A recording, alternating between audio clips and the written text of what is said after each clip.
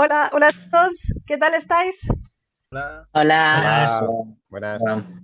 Estamos encantados en el Club de Lectura de Ciencia Ficción y Distopía de tener dos invitados especiales hoy, Miguel Ángel Hernández, eh, Manuel Rodríguez, perdón, voy a decir el apellido, dos de las voces de los retronautas del podcast de ciencia ficción, vamos a decir clásica, pero luego lo vamos a puntualizar un poco, ¿no? Encantada de tenerlos con nosotros. Es un real placer, o sea, de haberos escuchado tanto por el podcast, estoy encantada de veros. Bueno, muchas gracias. Muchas gracias. Y bueno, el club luego se irán presentando si acaso. Lo que voy a decir es que vamos a empezar, voy a empezar presentándoos para los que no os conozcan, presentando el podcast y luego ya sí que abriremos a dos temas que hemos pensado hablar con vosotros, pero bueno, como ya iremos viendo cómo surgen las preguntas o las cuestiones, o sea que si tenemos tiempo al final, pues abriremos a más preguntas y a más temas, ¿vale? De acuerdo. Vale. Bueno, antes de decir, es que el podcast que se llaman Los Retronautas ha cumplido este enero 10 años y ya lleváis más de 200 audios publicados. Es impresionante.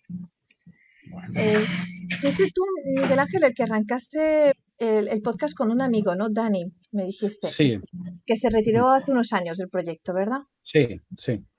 La idea fue hablar de ciencia ficción clásica anterior a Star Wars, a la batalla de Yavin, si la referencia es buena. Sí. Porque en su día veíais que los podcasts no trataban lo anterior de los años 80, no lo tocaban apenas nada, ¿no? Era poco abordado. Pero vuestro podcast es bastante generalista, es decir, no habláis solo de libros, habláis de series, de películas, incluso de cómics de ciencia ficción. Así es. En 2016, Miguel Ángel se te unió Manuel Rodríguez, que ya tenía también una larga experiencia en divulgación sobre ciencia ficción, porque tenías un blog, un universo de ciencia ficción, que bueno, si lo vais a visitar veréis que tiene muchísimas entradas, muchísimas reseñas a libros. Es impresionante, parece casi una base de datos, una enciclopedia de ciencia ficción. Realmente un blog también de referencia. Y fue en 2017 en el que hicisteis los dos, hubo cambios, ¿no? Porque Dani dejó el podcast, hubo un parón de varios meses y ahí los dos dijisteis, tenemos que retomar el del podcast, esta vez con una regularidad, dijisteis, vamos a ser más formales y un programa al mes. Y lo estáis consiguiendo. Desde 2017 estáis a un ritmo...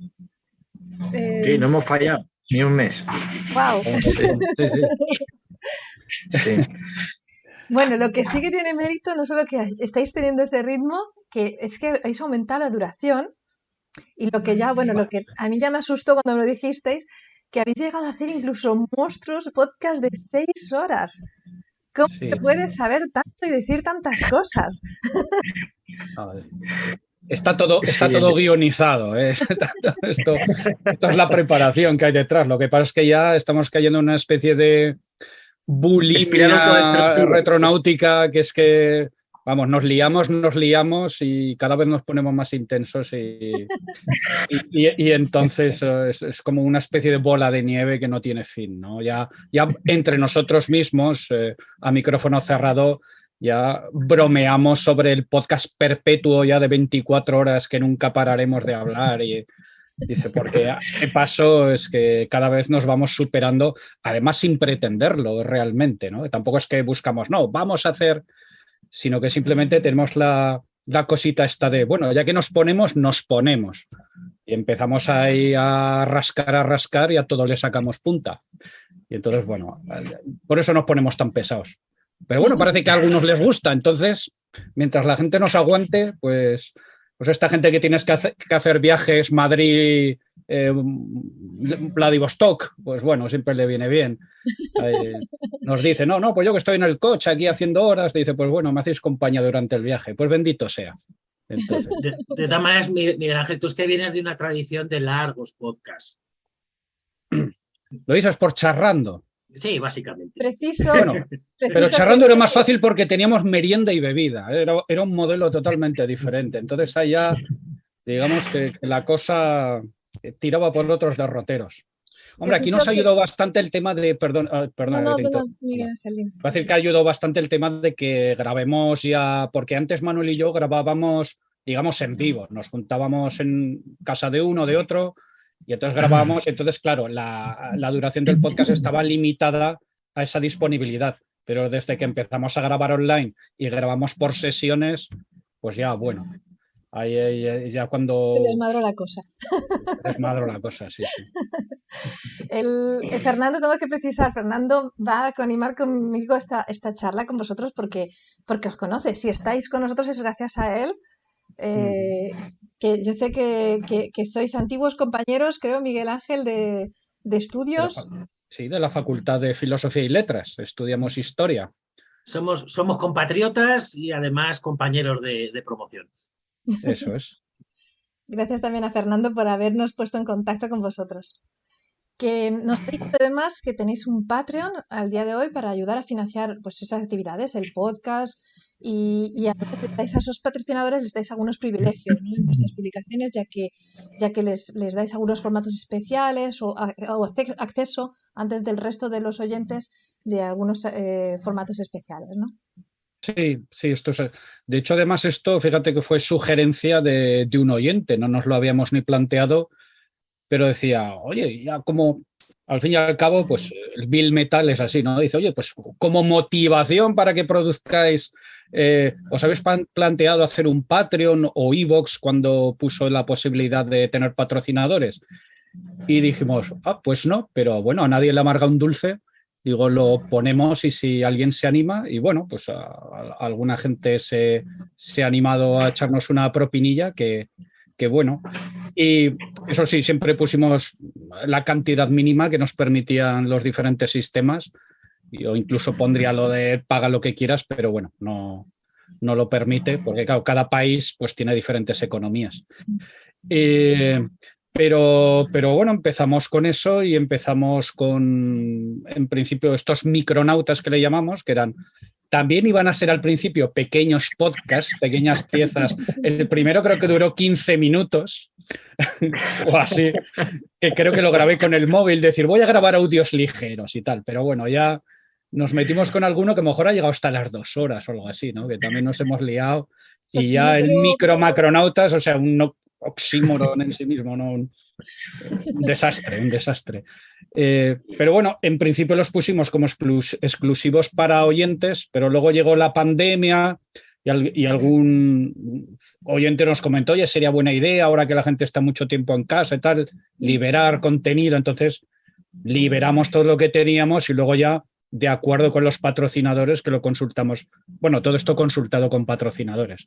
Ya pusimos el acceso anticipado por 3 meses, pues un poco pues, como una cortesía, y luego también pues avisar por anticipado de los temas que vamos a tocar, así como a 3 meses vista, pues decir qué temas tenemos previsto tocar, pues bueno, para el que quiera mirarse los libros o el contenido, ir con el tema estudiado, por así decirlo. Y de hecho, lo que habéis también hecho, uno de los cambios que habéis aportado es lo de la horquilla de temporal, ¿no? De temas, porque dijisteis al principio vamos a tratar solo clásicos, pero luego al final dijisteis hay que hacer un poco más, tenemos que llegar hasta la batalla de Naboo, ¿no? Esta vez un poco más lejos. Esto es una broma que la expliqué en un Micronautas también, que esto venía porque, bueno, cuando Dan y yo empezamos el proyecto, escuchábamos podcasts como La órbita de Endor, por ejemplo, y Y por un lado vimos que estaban muy centrados en 80s para adelante, de Star Wars hacia adelante, todos los grandes clásicos del cine ochentero, Alien y demás.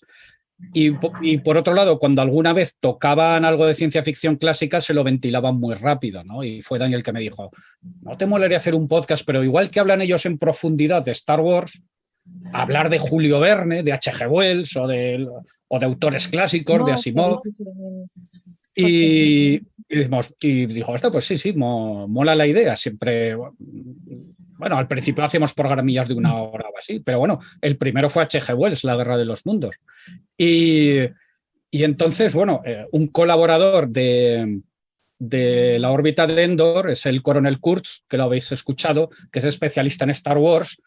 Y entonces, claro, a mí lo que me fascinó cuando empecé a escuchar este tipo de podcast era que se hablase de un producto de ficción, de la historia del universo de Star Wars, con la misma seriedad que hablabas de las guerras púnicas o de la Primera Guerra Mundial. Es decir, no, porque esto ocurrió 50 y tantos años antes de la batalla de Yavin, 20 y tantos años después de la batalla de Yavin, y lo usamos un poco como coña, eso, para marcar el límite temporal, para decir, vamos a hablar todo lo que ha habido antes de Star Wars, ¿no? Un poco con esta idea que es de lo que no se habla nunca. ¿Qué pasa? Que, hombre, los años pasan y decimos ciencia ficción clásica, pues dices, coño, es que el cyberpunk ya es clásico también, ¿no? Los libros del juego de Ender, por ejemplo, claro, es que eso ya es clásico también. Y ya por eso, como son también, hay muchos temas ya, mucha literatura que tampoco se tocan mucho por otros lados, porque sí que evitamos tocar lo que ya está muy trillado, pues dijimos, venga, pues siguiendo la broma, ahora en vez de desde la batalla de Yavin, pues va a ser hasta la batalla de Naboo. También barajé decir hasta el advenimiento de Neo, porque Matrix más o menos en el 99 o así, ¿no?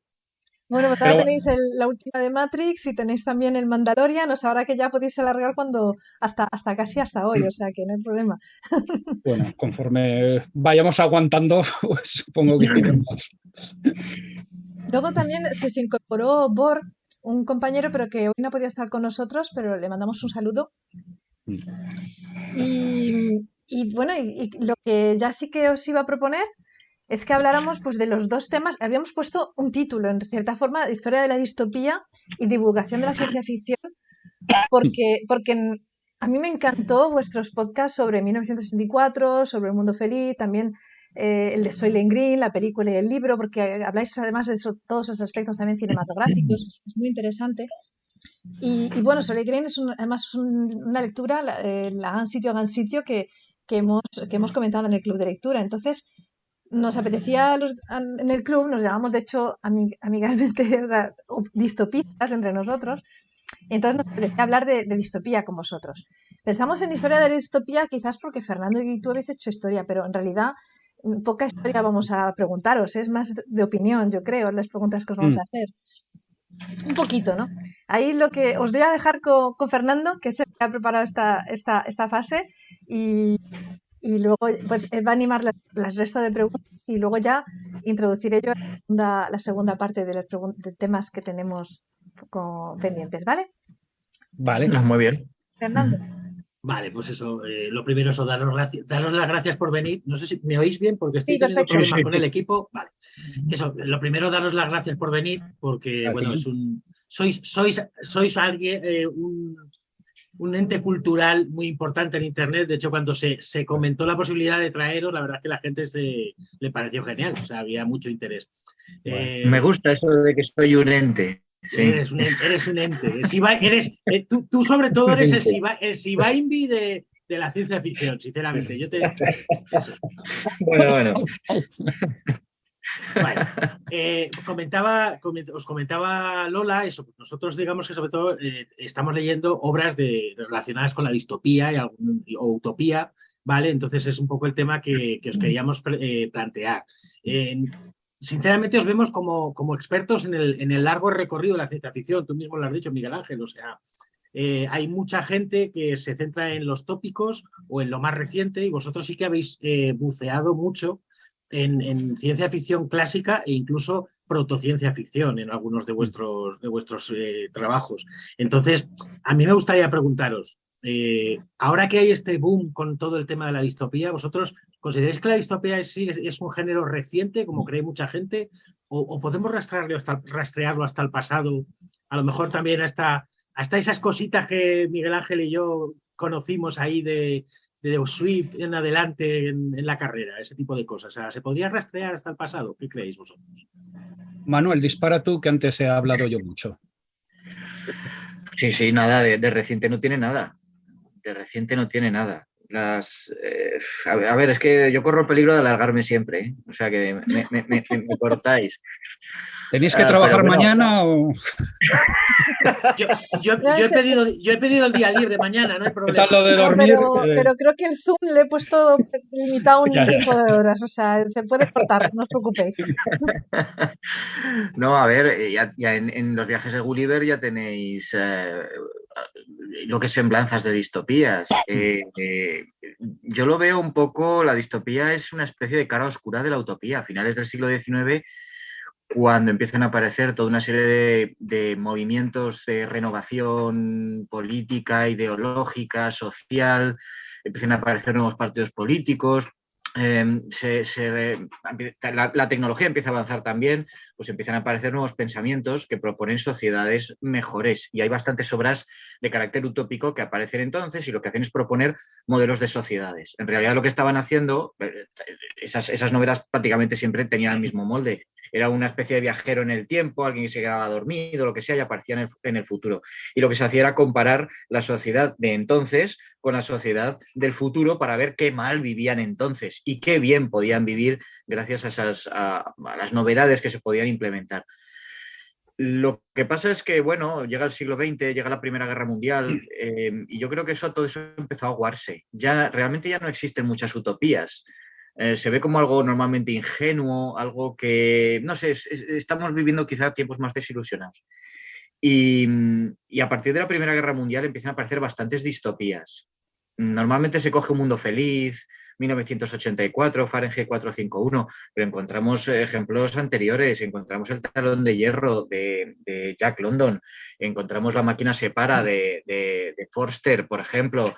Empiezan a aparecer después de la Primera Guerra Mundial, antes de la Segunda, en todo ese periodo de entreguerras, ya empieza a augurarse el advenimiento de regímenes totalitarios en algunas novelas bastante interesantes, quizá menos conocidas, como Ciudad de Noche Eterna, por ejemplo.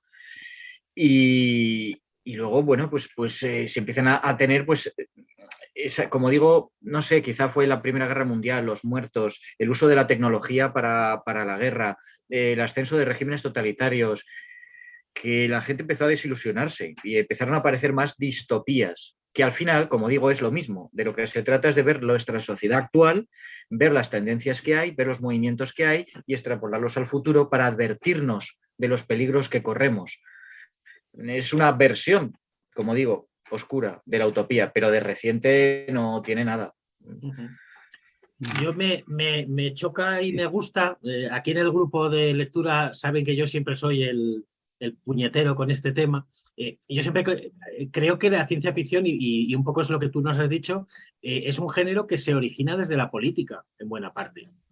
Y que a lo mejor en el siglo XX es cuando se mercantiliza, sobre todo con Wells. Entonces, yo creo que la distopía y la utopía son esos dos géneros en los que sí que se ha mantenido ese espíritu, no lo sé. Pero vamos, claro, quizá de ahí se hecho puede rastrear. Tenéis, por ejemplo, una novela de Julio Verne de 1879, Los 500 millones de la Begún, que es a la vez una utopía y una distopía. Lo que hace Verne es plantear dos regímenes diferentes, uno en Estados Unidos, otro en Alemania, originados a partir de dos personas distintas, y uno es claramente una distopía y el otro es una utopía. Las dos muy forzadas, es un poco, vale, pero estamos hablando de mediados del siglo XIX, ¿eh? O sea que yo creo que todo eso vino motivado, pues como digo, por pues, cambios en la mentalidad política. La sociedad empezó a tomar más conciencia de ciertos movimientos políticos, y además a eso se unió los descubrimientos tecnológicos que desde el segundo tercio más o menos del siglo XIX cada vez iban más deprisa y van modificando la sociedad rápidamente.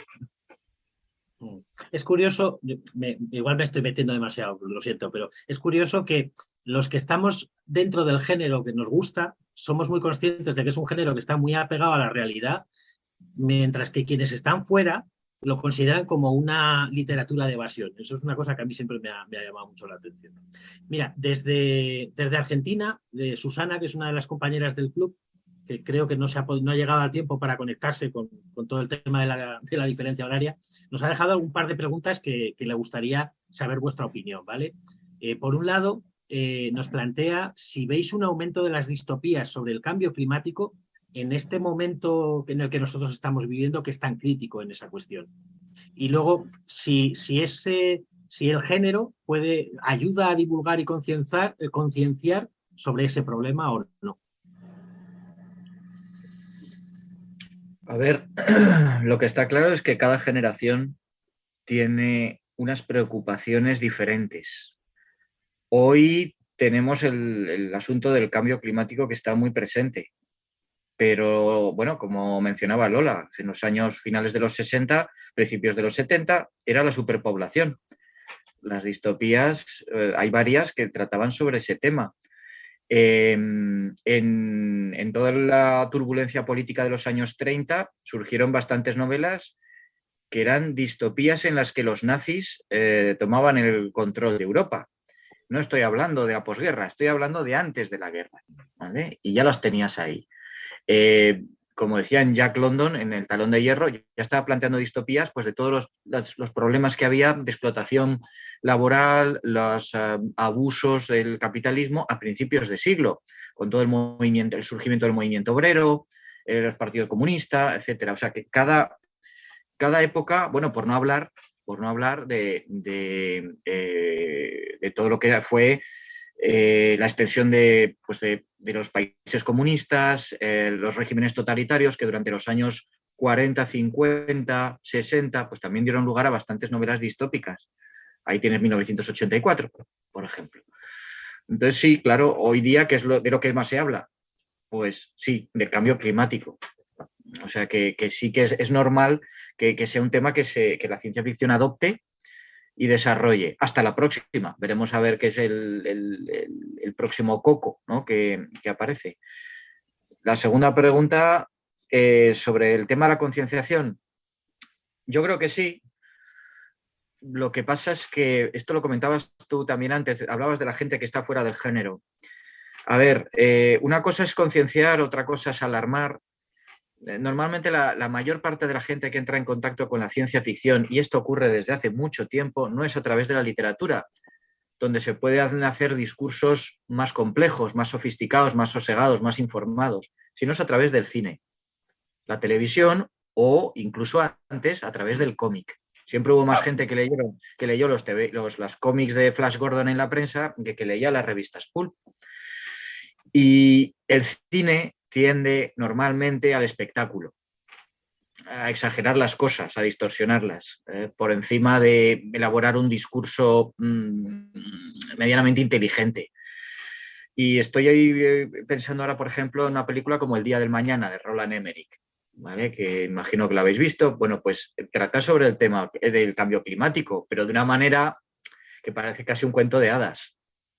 Entonces, ¿conciencia esa ciencia ficción al público o no? O lo alarma, más bien, o da una visión distorsionada y poco. Bueno, eso sería cuestión de otro debate, ¿no? Pero me parece interesante. Bueno, la ciencia ficción yo creo que ha sido siempre uno de sus objetivos, el llamar la atención sobre nuestro presente y cómo puede ser nuestro futuro, en función de las tendencias que tenemos en el presente. Y en ese sentido, pues claro que sí, que la ciencia ficción sirve, es un género importante. Ahora me estoy leyendo un libro, no sé si lo habéis leído, La Forja de Dios, para un próximo podcast que vamos a hacer. Y uno de los asesores del presidente norteamericano que propone Gregory Benford, el escritor, es un autor de ciencia ficción y divulgador científico. Es las dos cosas, una especie de Carl Sagan, ¿vale? O sea que bueno. Bueno, hablando los demás, que yo, sí, como veis, me extiendo con facilidad. Sí, no sé si Miguel Ángel, si tú quieres a lo mejor ¿Tienes otro punto? O No, coincides? No lo sé. en gran parte coincido con lo que ha dicho Manuel. En principio, si hablamos de lo que es tema distópico, siempre hay un programa ideológico detrás. Siempre está la ideología del autor que impregna un poco la obra. Siempre nos quiere contar algo. Y en caso de las distopías, avisarnos sobre algo. En general suele ser lo de cuidado que si seguimos por este camino puede pasar esto, ¿no? O sea, el caso típico de 1984. Y por eso mismo, claro que tienen, yo creo, un propósito didáctico. Ujú. Mira, precisamente dentro de esto que estamos comentando ahora mismo, esto último que nos habéis comentado, Achaca tenía una pregunta, Arantxa. No sé si quieres Sí, aprovechas y la... hola. Bien. Sí, quería Hola. aprovechar porque viene muy a cuento. Hola, chicos. Hola. Yo quería preguntaros, no hablar del espectador de cine, ¿vale? Porque creo que es diferente, sino del lector, ¿vale? Del lector de distopías. ¿Vosotros creéis que es alguien pesimista, el típico de que venga ya el meteorito, o sin embargo es alguien que está preparado para aportar ideas, para cambiar el mundo, precisamente porque está leyendo mucho sobre divulgación, ¿no? Sobre prevenirnos de lo que pueda pasar? ¿Qué pensáis que es mayormente? Yo creo que aquí en este club somos más de la segunda acepción, pero bueno, me interesa saber lo que creéis vosotros. Manuel. Es una línea muy fina. Es una línea muy fina porque a base de verse bombardeado por interpretaciones negativas, predicciones pesimistas y tal, es posible incluso caer en cierto nihilismo, cierto pesimismo, ¿vale? Y yo creo que eso depende un poco de cada cual.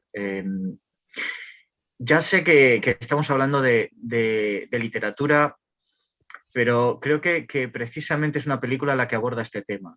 Tomorrowland de Brad Bird, creo que es del 2015, creo que fue, y precisamente aborda este tema, ¿no? Cómo en un momento determinado la ciencia ficción de los 60, que no toda fue así, hay que decirlo, de los 50 de los 60, que soñaba con un futuro luminoso donde todos podríamos vivir mejor y construir unas sociedades maravillosas gracias a los avances tecnológicos, ha acabado viéndose ahogado por toda la sucesión de noticias negativas de superpoblación, de contaminación, de abusos, de guerras, etc.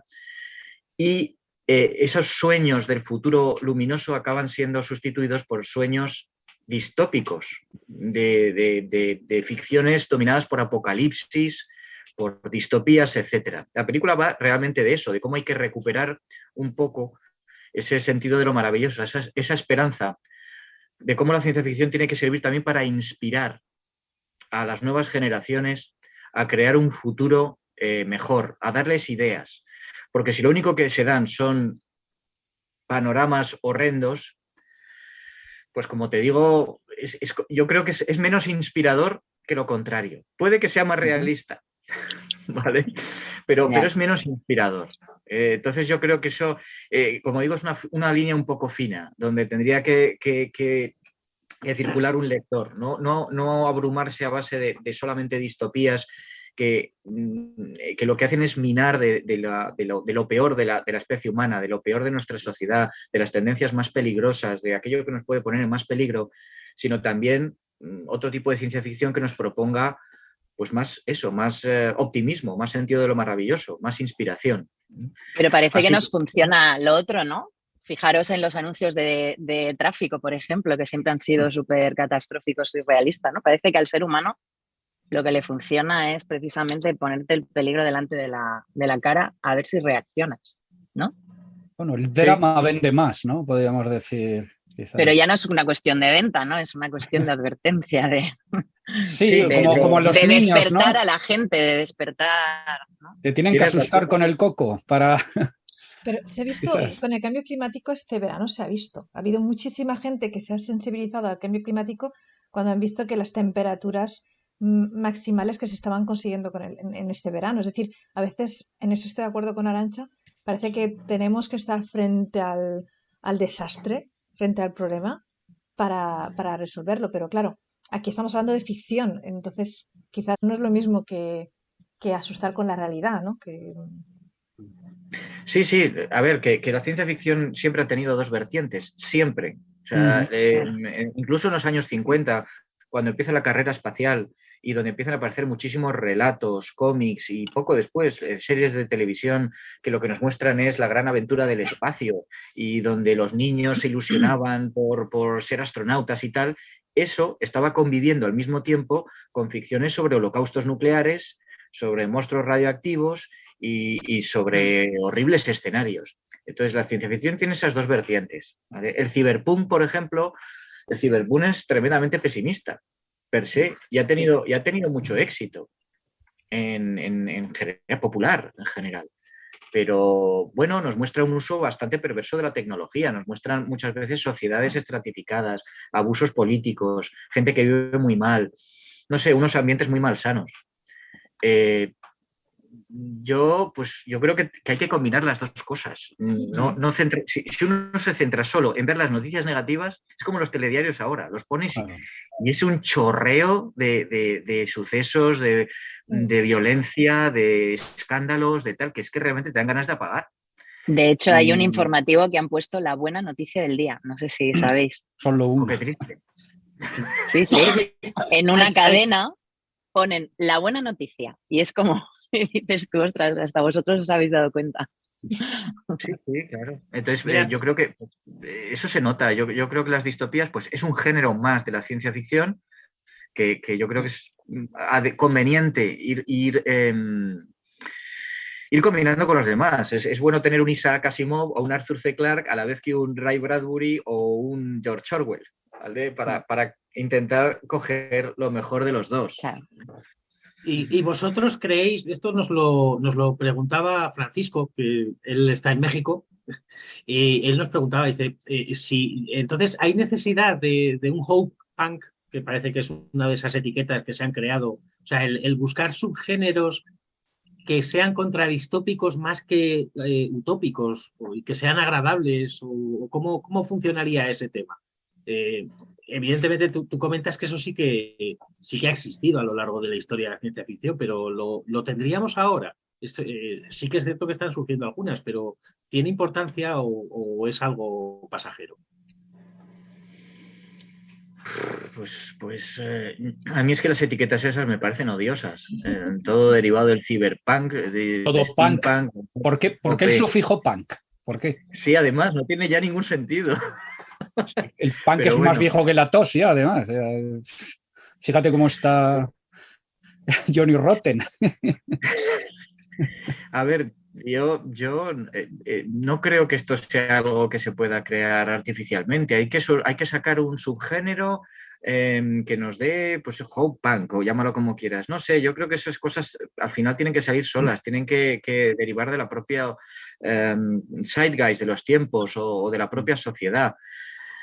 Desgraciadamente es cierto que parece que últimamente solamente vemos ciencia ficción quizá más pesimista, pero bueno, por ejemplo, la space opera per se me parece que es una ciencia ficción optimista, cuente lo que cuente, porque lo que te está mostrando es el ser humano en el espacio, y eso ya es un avance.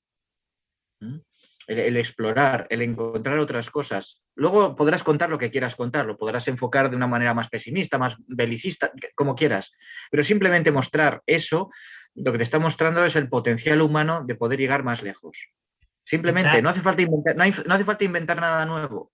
Quizá en eso que tú dices, el ejemplo por antonomasia es Star Trek, que precisamente tiene eso, es aquello de el hombre en el espacio, o sea, la humanidad que sale a conocer lo que hay ahí, y con todo lo que dices tú, o sea... Star Trek, bueno, para mí se ha ido quedando un poco viejo, tiene una ingenuidad muy de los 60, sobre todo al principio, luego en Voyager también intentaron recuperar esa ingenuidad, pero no funcionaba del todo bien.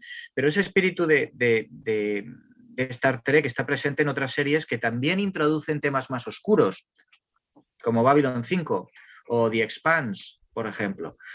Se pueden hacer ficciones que a la vez que nos muestran el progreso humano, lo que somos capaces de hacer y a dónde podemos llegar, sin renunciar a introducir elementos menos brillantes, aspectos más oscuros de nuestra propia naturaleza.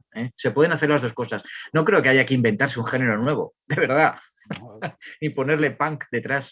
Sí, yo creo que siempre hemos tenido narrativa, digamos, en que hay un escenario distópico, en que hay un héroe, una heroína que supera las adversidades, se enfrenta al sistema y al final logra derrotar a ese sistema, ¿no? Y no sé si unos juegos del hambre o algo así, por ejemplo. Pero bueno, eso más o menos siempre ha estado también. Alguien que se enfrenta a la opresión, y eso es un clásico casi literario, ¿no? Eso yo creo que siempre lo hemos tenido, sería pues, digamos que distopías con final feliz, en vez de dejar al pobre Winston ahí, pues que Bueno, tire para adelante. en realidad la soma del mundo feliz es también algo positivo. Hay quien lo considera utópico, ¿no? Pero bueno, Sí, claro, pero claro, lo que pasa es que ya fíjate que Aldous Huxley esto lo planteaba ya de primeras ofreciéndole como algo negativo. Puede que los que estuvieran viviendo allí en ese futuro lo consideraran, estaban todos muy contentos, pero el propósito era presentarnos esas sociedades de un punto de vista negativo. Sin embargo, si coges las distopías, que por ejemplo, perdón, las utopías que escribió H.G. Wells a principios del siglo XX, él creía que eran utopías y hoy nos parecen verdaderamente detestables. Es decir, Claro. apoyaba la eugenesia, el gobierno de una élite tal, no había democracia de ningún tipo, todos vivían muy felices, todos eran muy contentos, pero desde nuestro punto de vista, desde nuestra sensibilidad, esos son distopías, por mucho que él no lo pensara así. Claro, luego nos podríamos poner relativistas y decir, utopía o distopía, ¿para quién? ¿No? Depende de para quién. Claro, esto creo que fue con Orwell, ¿no? Que recordamos la famosa cita del cuento de la criada, que decía, claro, bien para algunos siempre es mal para otros, ¿no? Entonces, que le decía, creo que era el coronel, ¿no? sí, A la cierto. protagonista. Entonces, bueno, ahí sobre todo yo creo que habéis mencionado un mundo feliz, que quizás son más interesantes estas distopías que hilan fino, ¿no? Que no te ponen algo tan terrible como 1984, sino estas que te ponen pues, un mundo que parece que todo está bien, es estupendo, pero ¿realmente es tan estupendo? ¿No? ¿En qué se basa que todo sea tan estupendo? Y a lo mejor ahí tenemos al protagonista que sigue ese camino de descubrimiento, como aquí ya sería un poco el salir de la caverna de Matrix, ¿no? De que parece que todo está tan bien, pero luego no todo está tan bien. Y entonces, quizás en vez de que, antes ha mencionado Manuel, ¿no? En vez de que nos propongan algo pues muy burdo, muy blanco-negro, ¿no? Pues que quizás que te ofrezcan algo un poquito más elaborado, ¿no? Que quizás muchas veces dé al lector más que pensar, ¿no? No que, digamos, el autor le diga al lector lo que tiene que pensar, la conclusión que tiene que sacar, sino que muchas veces sea el lector mismo el que reflexione sobre el asunto, ¿no? Como hemos dicho ahora, bueno, ¿realmente es tan mala la soma? ¿No? Sí, Sí, eso nos abriría otro tema, ¿eh? Podríamos hablar de eso, de percepción, utopía, distopía, de cómo se juzga ahora las obras o si se juzga por cómo las escribió el autor, como decía Manuel. Pero no es el segundo tema que habíamos previsto. El segundo tema que habíamos previsto hablar con vosotros no era la utopía, era la divulgación de la ciencia ficción, porque creemos que tenéis un bagaje, una experiencia interesantísima. Te dejo también, Fernando, que empieces orientando las preguntas. Sí, un poco esos dos temas que os planteamos, ¿no? Que nos apetecía hablar mucho con vosotros, pues eso, por un lado el tema de la distopía en la ciencia ficción clásica que hemos estado viendo, pero sobre todo nos gustaría conocer, nos habéis hablado un poquito a lo mejor cuando hemos estado empezando, pues el tema de la divulgación de la ciencia ficción. O sea, es curioso vuestro proyecto, que sobre todo es eso, o sea, el podcast lleva 10 años, creo que la página de Manuel lleva bastantes más todavía, en ese caso. La verdad es que yo veo que es interesante porque hay una pasión entre los lectores de ciencia ficción por cosas como las que hacéis vosotros. O sea, hay un gusto y hay una curiosidad. Entonces, pues bueno, la verdad es que cuando estuvimos hablando un poco este tema, surgen curiosidades y preguntas de cómo trabajáis y de cómo hacéis las cosas. No sé, por ejemplo, Arantxa, si quieres, tú también tenías una pregunta sobre esto. Nada, te decía que la podías hacer tú. Sí, no es importante. A mí me interesaba saber cómo surgió la idea de juntaros un grupo de amigos y hacer un podcast, el formato podcast para divulgar la ciencia ficción.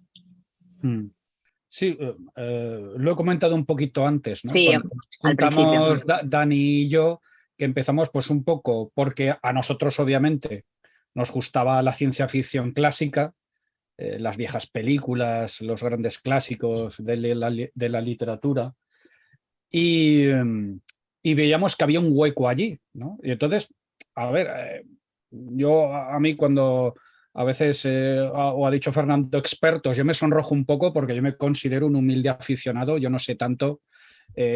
Al fin y al cabo, lo único que hacemos es documentarnos y preparar los programas.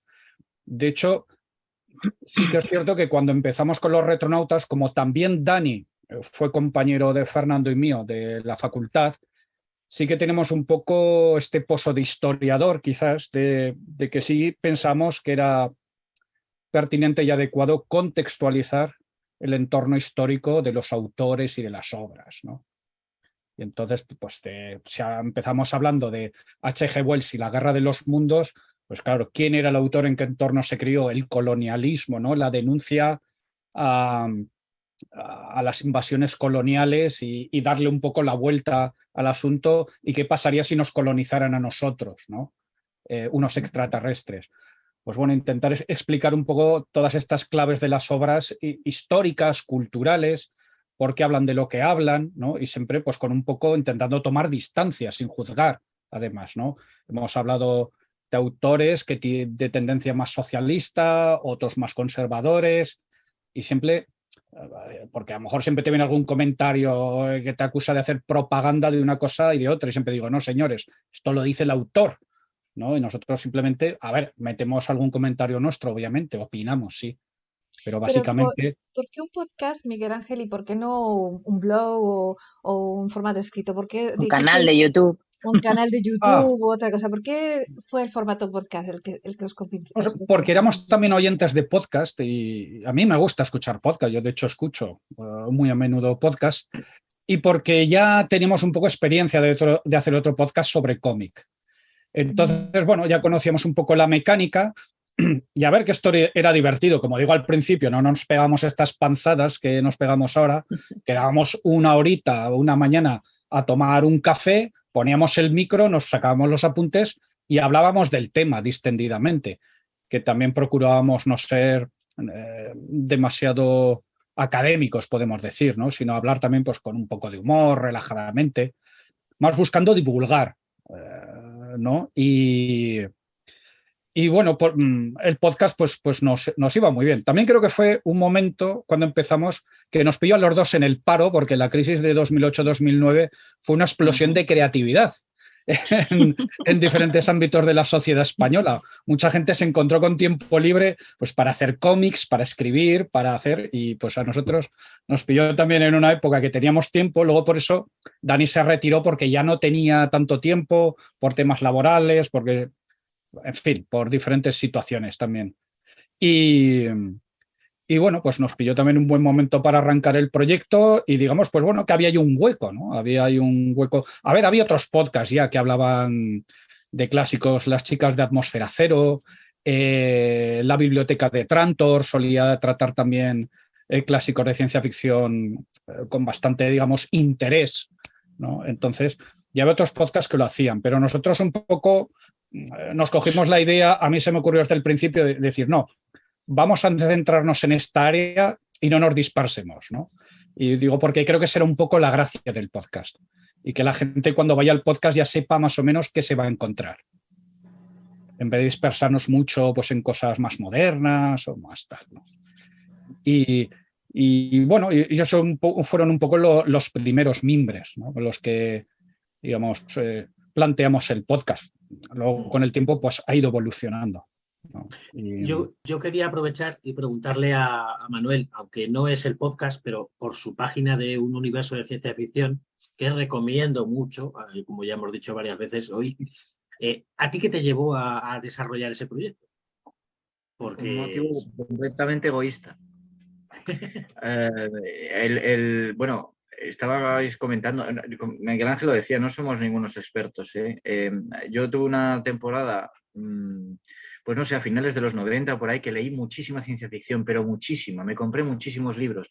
Terminaba uno, empezaba otro, sin solución de continuidad. Y llegó un momento en el que me di cuenta de que no estaba realmente asimilando muy bien, o sea, esa velocidad. Y sin contextualizar ni informarme demasiado de lo que estaba leyendo, se me iban los libros. O sea, yo sabía que lo había leído y no me acordaba.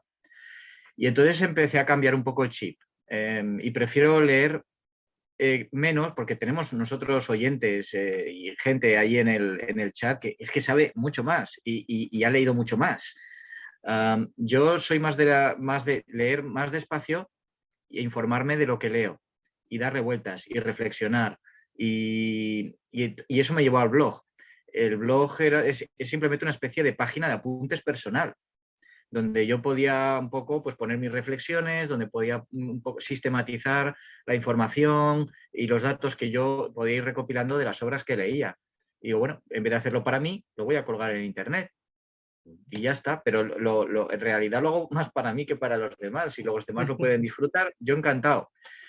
Pero bueno, obedece un poco a ese cambio que tuve. Mejor leer menos, pero leer mejor, vamos a decirlo así, que leer muchísimo, pero un poco de atragantarse, ¿no? De seguir leer, pero no pararse a pensar en lo que se lee. Y de ahí un poco nació la idea. Una cosa importante en el planteamiento de vuestro podcast, que a veces yo creo que otros podcasts no lo hacen así, es un poco el trabajar de una manera temática. Eso Inés creo que tenía una pregunta que quería haceros para ver un poquito pues, esa cuestión, ¿vale? Gracias, hola. Hola. Pues, Hola. a mí sí me interesaba conocer un poco más sobre vuestro proceso de trabajo y concretamente la pregunta a la que se refería Fernando era cómo elegís o cómo decidís sobre los temas concretos que queréis tratar, o dedicarles más o menos tiempo, un podcast más o menos extenso. No sé, supongo que tenéis temas, no sé, en la reserva o alguno preferido, no sé, contarnos un poquito de eso. Vale, pues al principio, o bueno, cuando no está Manuel, estamos Dani y yo, fíjate que precisamente a veces mayormente buscábamos temas o obras que no habíamos leído. Nos gustaba usar el podcast como excusa, como un club de lectura, como podéis tener vosotros, ¿no? Vamos a leernos este libro, un poco también al hilo de lo que dice Manuel, y vamos a investigar sobre él, porque también es divertido, ¿no? A mí, por ejemplo, una cosa que me gusta, antes estaba más fácil, pillar de Inglaterra estas enciclopedias de ciencia ficción viejas de segunda mano, que te costaban 4 duros, ¿no? Y antes te las enviaban más fácilmente. Pues a mí me gustaba mucho también coleccionar material de referencia, ¿no? Y escarbar allí y buscar información. Entonces, este proceso de documentación para mí siempre ha sido parte de la diversión, podemos decir, ¿no? Aparte de leerte la obra, grabar y todo esto. Y luego ya sí que en las últimas etapas, los últimos años, ya con Manuel y con Bor, ya somos más organizados. Entonces, digamos que vamos haciendo brainstorming y tenemos una enorme lista de temas pendientes. Y digo enorme, o sea, esto los planes quinquenales de Stalin más o menos por ahí van. O sea, tenemos planes a largo plazo. Porque se nos van ocurriendo cosas y vamos apuntando, ¿no? Oye, pues lo último que se me ocurrió, precisamente estaba editando el podcast y mencionaron la de Héroes fuera de órbita y ya se me ocurrió el tema, hostia, spoof movies de la ciencia ficción, ¿no? Como Spaceballs y tal. Les escribo a estos al chat, oye, apunta para un próximo programa, ¿no? Y esto queda en la lista, ¿no? Y luego ya, pues, últimamente, sobre todo Manuel, ha ido ordenando más y priorizando unos temas sobre otros porque, claro, muchas veces, debido al volumen de lecturas que tenemos que hacer o de visionados, lo tenemos que preparar con tiempo, ¿no? Ya es una cosa de, bueno, me leo un libro y nos vamos allá. Ya, claro, a veces se juntan 3, 4 obras, 4 libros, varias películas, el preparártelo bien. Entonces, ya tenemos planes, digamos, a meses vista. que pueden cambiar conforme nos surjan las circunstancias, pero que en principio nos ayudan a organizarnos. Y de todo tipo también, pues bueno, intentamos alternar, pues a lo mejor de vez en cuando meter algo de cómic, cine, porque claro, es más fácil ver películas o series, depende del volumen obviamente, claro, que leer, es decir, te cuesta menos tiempo que leerte una cierta cantidad de libros. Entonces vamos solapando a veces visionados con lecturas, la preparación de diferentes programas a la vez. Bueno, Manuel, tú si quieres añadir algo a esto que he dicho.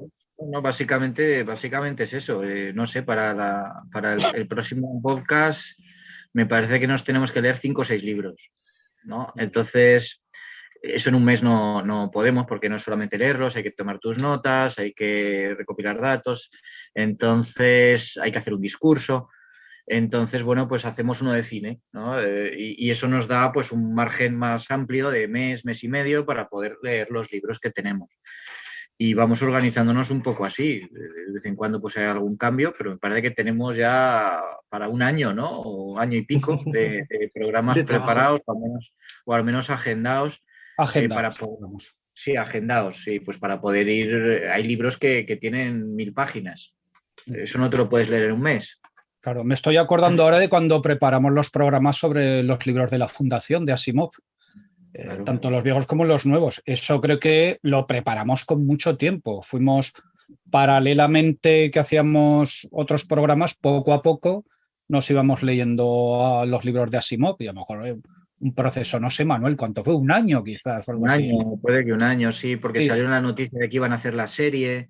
Y entonces hablamos, oye, pues estaría bien para cuando salga la serie tener el programa hecho. Y entonces pues empezamos, me parece que eran 6 o 7 libros, 8 o 9, no sé, un montón. Y sí, cuando íbamos hablando, oye, ¿cuántos llevas ya? Pues ya voy por aquí. Pues, y cuando terminamos de leer todos los libros, pues hicimos el programa. Sí, dos programas. Espera que viene ahora que viene agosto y le daremos un empujón, ¿no? A mí me gusta lo que habéis comentado, ¿no? En cuanto al proceso de trabajo, nos habláis un poco de ese proceso de documentación, es directamente en, trabajar con el material que se va a analizar, ¿no? Las novelas, las películas, lo que sea, pero además de esa, ¿buscáis documentación de otro tipo en algún sitio o cómo lleváis esa otra vertiente, a lo mejor más académica, que tú decías que por un lado comentáis los dos que no queréis ser excesivamente en ese sentido, pero que sí que la hacéis, por lo que nos estáis comentando, ¿no? Sobre tanto en del escritor o el contexto histórico del autor o todas estas cosas requiere documentación, ¿no? Sí, claro. Hay que rascar de donde se pueda. Google, si hay literatura publicada, biografía sobre el autor. Depende, claro. A lo largo de los años, Miguel Ángel y yo pues nos hemos ido haciendo con enciclopedias, libros de referencia, libros de ensayos sobre diferentes aspectos de ciencia ficción. Nosotros, pues no sé, no hemos conocido a George Orwell. Lo único que tenemos es lo que él escribió y lo que otra gente que quizás sí lo conoció o lo ha estudiado muy profundamente ha escrito sobre él. Entonces a eso nos remitimos. Información hay abundantísima. Nosotros no somos los que más sabemos. Simplemente, bueno, cogemos información y la intentamos digerir y claro. Sí, o transmitir de una manera pues que pueda ser accesible, a pesar de que dure 6 horas el programa. Sí. Pero vamos, sí, o sea, fuentes hoy más que nunca hay disponibles. Lo que pasa es que tienes que encontrar el tiempo para revisar todo eso y las ganas, claro, y también saber un poco de dónde buscar. Yo ya hay sitios pues, de referencia donde hay gente que escribe pues, seriamente sobre muchos temas y que sabes que ahí puedes encontrar documentación de gente que sabe mucho más que tú, ¿no? Entonces, bueno, pues también es una fuente tan válida como puede ser una enciclopedia de ciencia ficción. Hombre, además yo creo que en el caso del género de la ciencia ficción el fandom es fundamental. O sea, ya desde prácticamente sus inicios se ha generado toda esa documentación que vosotros comentáis de gente que hace esos análisis y a fin de cuentas también vosotros lo hacéis. O sea, vosotros también estáis generando ese corpus académico, por llamarlo así, de evaluación y de revisión de las cosas. lo cual me parece que también es muy, muy importante. La verdad es que, bueno, no sé, es muy interesante todo lo que nos estáis contando en cuanto a trabajo. Preguntabas, por ejemplo, antes alguien lo ha comentado, el tema de por qué no un canal de YouTube. Pues, a ver, es imposible, yo no puedo resumir nada en 15 minutos. No, es decir, tener una cabeza hablando de un libro durante 15 minutos y te estoy poniendo 15 minutos. Es un coñazo. Es que es así. En un podcast, sobre todo si intervienen pues, 2 personas, 3 personas, pues tiene otra dinámica.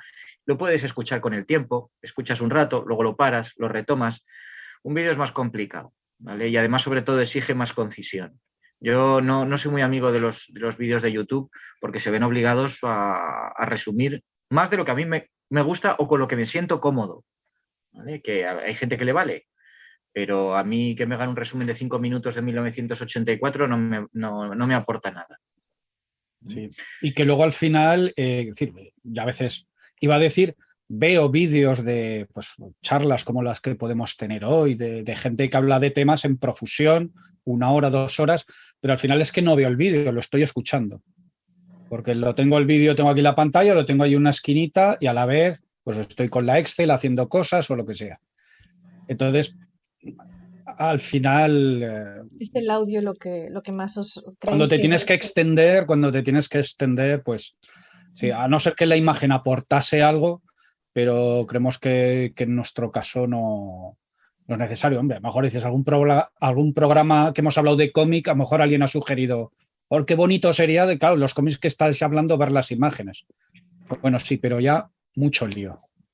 Eso lo dejamos a otro. Aparte que técnicamente el trabajar en vídeo implica mucho más, más trabajo y es más complejo.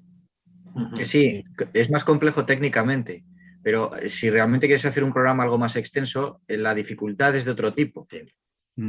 Tienes que encontrar el contenido, tienes que estructurarlo, tienes que hacer un discurso, tienes que hallar datos, referencias, contextualizaciones. Eso es otro tipo de dificultad. Sí.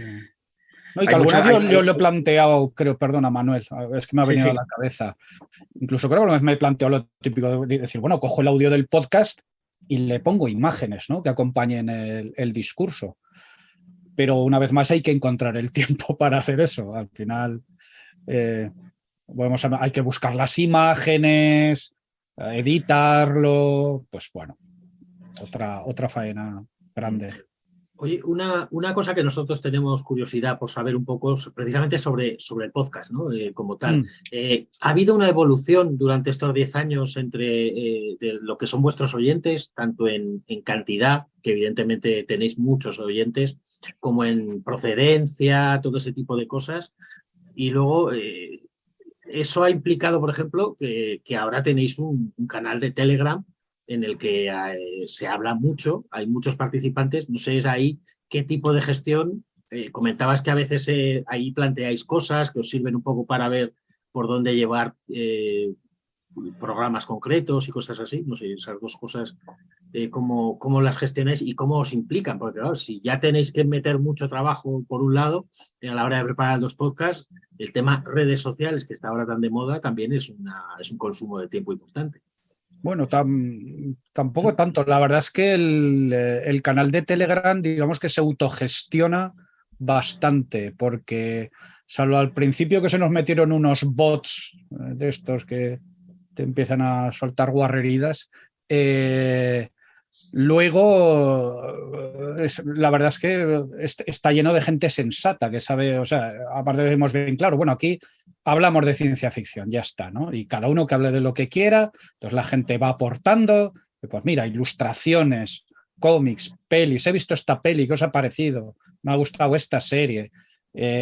Y bueno, también hay su espacio para reírse de terraplanistas y demás magufos, ¿no? Pues bueno, ahí dejamos también un poco a los niños que jueguen, ¿no? Digamos. Pero la gente es que se comporta, o sea, no hay salidas de tono. Cuando ha habido alguno que un poco ha soltado alguna tontería. Lo que ha hecho la gente es simplemente no seguirle el discurso, no responder. Es decir, no desde comer al troll. Eso lo tenía yo también muy claro con los comentarios que hemos tenido a veces en los podcasts, ¿no? Sobre todo cuando has tocado temas de índole política, pues bueno, cuando hicimos el de la ciencia ficción rusa y primeros años de la soviética, pues bueno, ya se nos metieron ahí 2 o 3 de que nos estamos inventando todo, de que eso no fue así. Digo, vale. Para ti, y yo al final siempre digo, bueno, ¿dónde has leído tú eso? ¿No? Digo, yo te puedo dar mis fuentes, precisamente como nos documentamos, digo, yo digo lo que dice este autor, lo que dices tú, ¿de dónde te lo sacas? ¿No? Pero bueno, que lo que digo, redes sociales en general, la gente se comporta bastante y no hay ningún. Y bueno, y luego lo que es Facebook y Twitter, que son las otras que tenemos, básicamente las usamos para anunciar contenido y para recabar sobre todo la opinión, para comentarios luego de los programas sobre los temas. Pero bueno, tampoco la usamos muy intensivamente, digamos, ¿no? ¿Y en Yo creo estos que 10 años habéis visto un aumento de número de oyentes, por ejemplo? ¿O sea, algo ¿tenéis estadísticas del número de oyentes? sí, iVoox te da las estadísticas de oyentes. Pues, bueno, aquí, claro, hay un tema que es que las escuchas son acumulativas. Entonces, claro, sí que eh, hay temas que han dado la campanada. Por ejemplo, o sea, el número 1 de escuchas con bastante distancia es Lovecraft, un programa que demos a Lovecraft. O sea, Lovecraft siempre vende, los dioses primigenios son poderosos, entonces eso está ahí. Y entre los primeros, pues te encontrarás a los grandes clásicos, generalmente, a los programas de Asimov, los que dedicamos a Dune en su momento. Porque, bueno, yo también tengo un poco la teoría de que bueno, esto lo escucha el aficionado, el Uber freak, que decimos nosotros, el aficionado duro, pero luego hay un aficionado más freak, digamos, ¿no? Simplemente que le gusta que le hablen de cosas que conoce. Entonces, cuando ve una cosa muy rara, que si ve a un nombre que no conoce, dice, uy, esto no sé, esto mejor va a ser un poco grasa, me lo salto. Y dice, Asimov, hombre, claro. Y entra, ¿no? Y pues Dune, hombre, claro, lo de la peli, y entra, ¿no? Y entonces, pues bueno, los grandes éxitos siempre llaman la atención, eso hay que decirlo. En general, yo os me guío un poco las escuchas más o menos las primeras, primer día, primera semana, más o menos cuántas escuchas se acumulan, ¿no? Que eso, yo creo que son más o menos los oyentes que siempre están allí. Y yo creo que vamos estables, más o menos. Más o menos mantenemos un nivel de oyentes. Sí que es cierto que te puedo decir que la primera época podemos tener también un volumen bastante grande, pero creo que es porque había menos podcast. Que los Claro, últimos ahora que años, sois más 10 años, el volumen regulares. de podcast y de otras cosas, claro, canales de YouTube, de TikTok, yo qué sé, lo que haya por allí, ¿no? Pues ha subido más, ¿no? Y como además tuvimos algún parón, pues yo creo que cuando tuvimos un periodo más irregular y de parones, quizás ahí pierdes oyentes también. Por eso, cuando nos planteamos también la regularidad, porque la regularidad te ayuda a mantener, a fidelizar, dicho en términos empresariales, ¿no?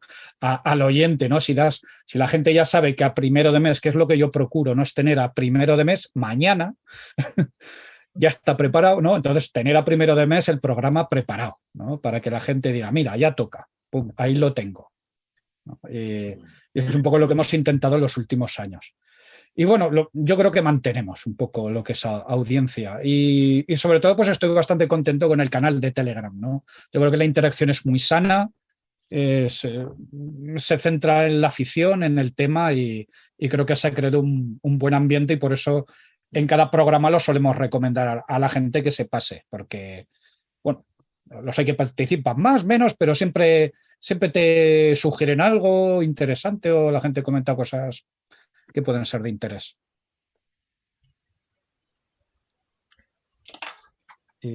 No sé, Manuel, si tú querías añadir.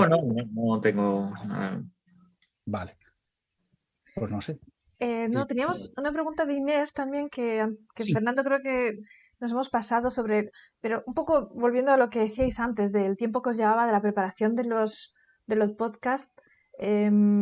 Para un podcast de 3 horas, de 4 horas, ¿cuántas horas más o menos lleváis preparándolo, no? Creo que era esa la pregunta, Inés, ¿verdad?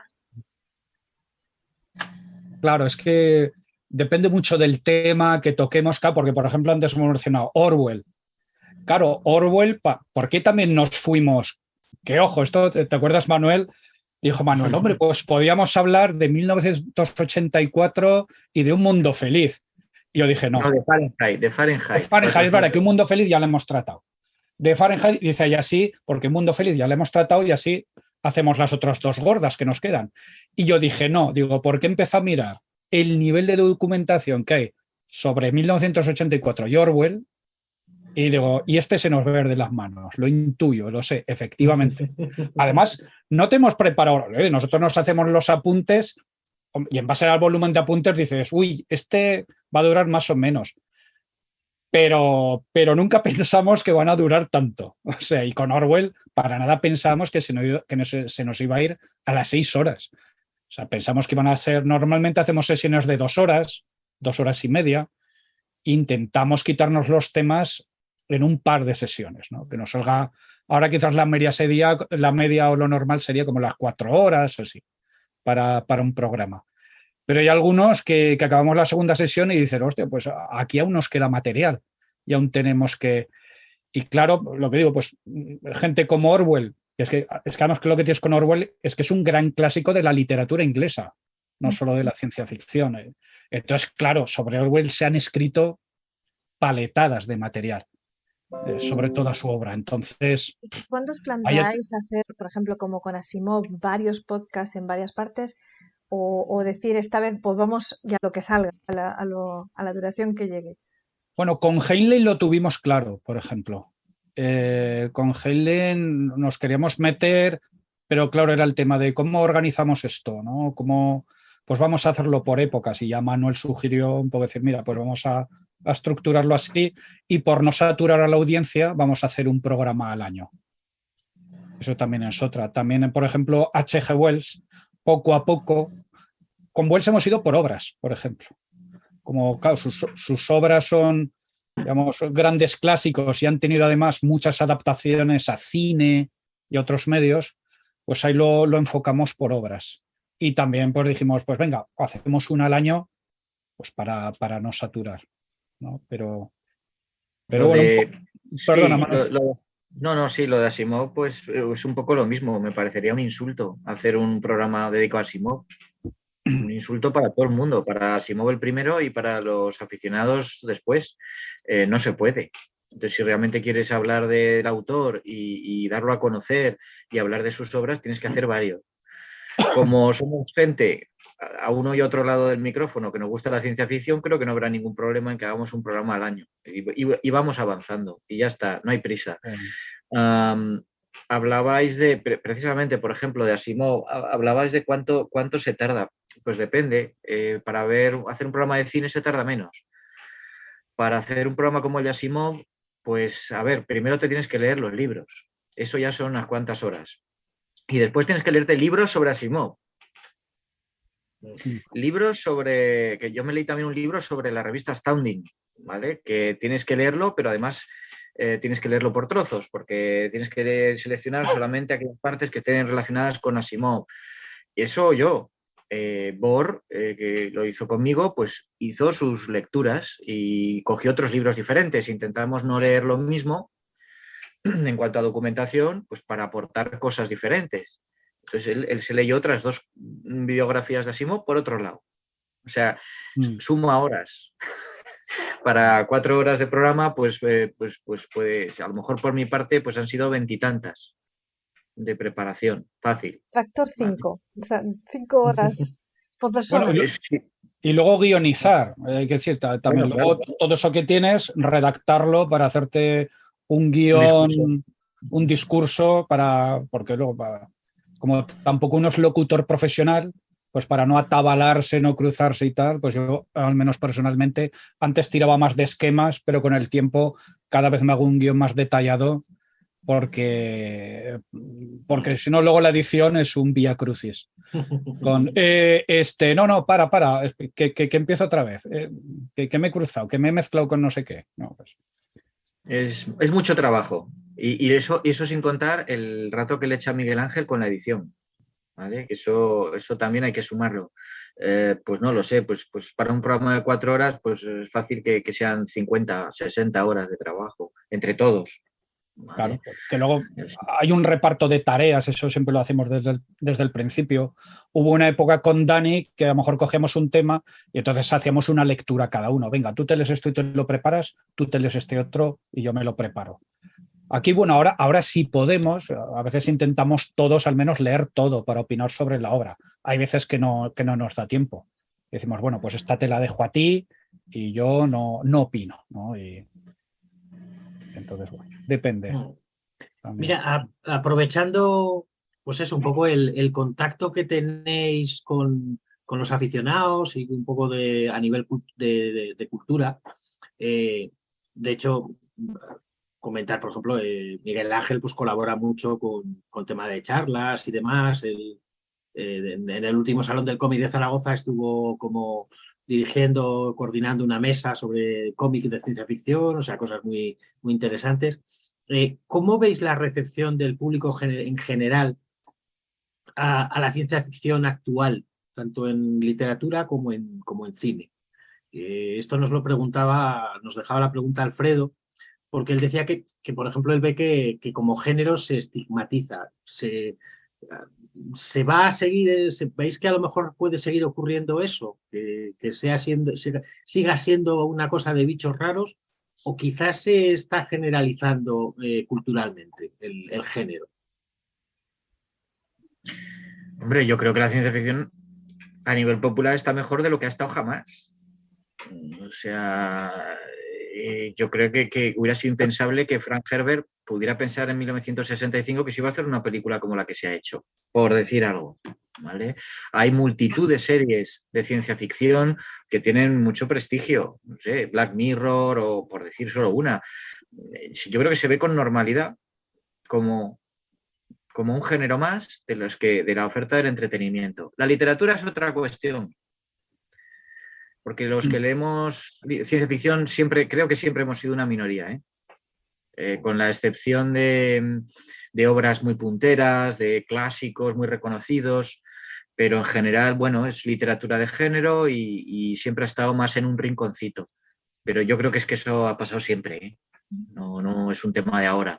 El cine ofrece más espectáculo. A partir de los años 60, que las televisiones se metieron en los salones de casa de la gente, ya empezaron a chupar Doctor Who, empezaron a chupar La Dimensión Desconocida, empezaron a chupar Star Trek. Ya no tenían ni que ir al cine para consumir ciencia ficción y les entraba solo en casa.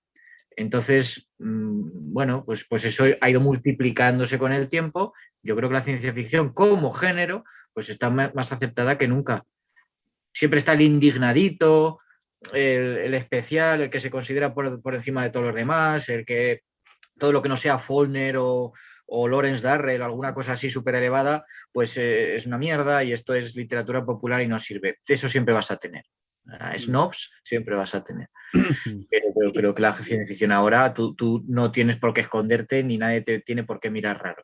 ¿Vale? En el caso de lo que es literatura, no puede ocurrir a lo mejor que en España vayamos atrasados en comparación con otros países donde sí se ha normalizado como literatura respetable, mientras que aquí todavía seguimos un poco penalizados en ese sentido. Bueno, tú lo sabes mejor que nosotros por el puesto que ocupas, ¿no? en la asociación nacional, pero es que esto siempre ha sido así en España. Estados Unidos, Inglaterra, la ciencia, la tecnología, los ingenieros siempre han tenido un papel importante en la sociedad. Incluso esto ya sería cuestión de meterse ya en discusiones muy sesudas y muy académicas, pero probablemente incluso la religión haya tenido un papel en la formación de cierto pensamiento social, en su actitud hacia la ciencia, hacia la literatura científica, hacia la especulación. Pero bueno, pues en otros sitios tenían al rey Arturo y a Merlín, y aquí tenemos a Don Quijote. Y esto ya dice mucho del tipo de héroes que teníamos y el tipo de literatura que teníamos nosotros. Entonces, no me sorprende demasiado. ¿Que eso se pueda recuperar o mejorar? Pues no lo sé. Yo, desgraciadamente, aquí tengo que ser un poco pesimista. Me da la impresión de que cada vez la gente lee menos y consume más audiovisual. Cuanto menos esfuerzo le suponga a la gente pasar el rato, parece que se tira más a por ahí. Hay muchas tentaciones.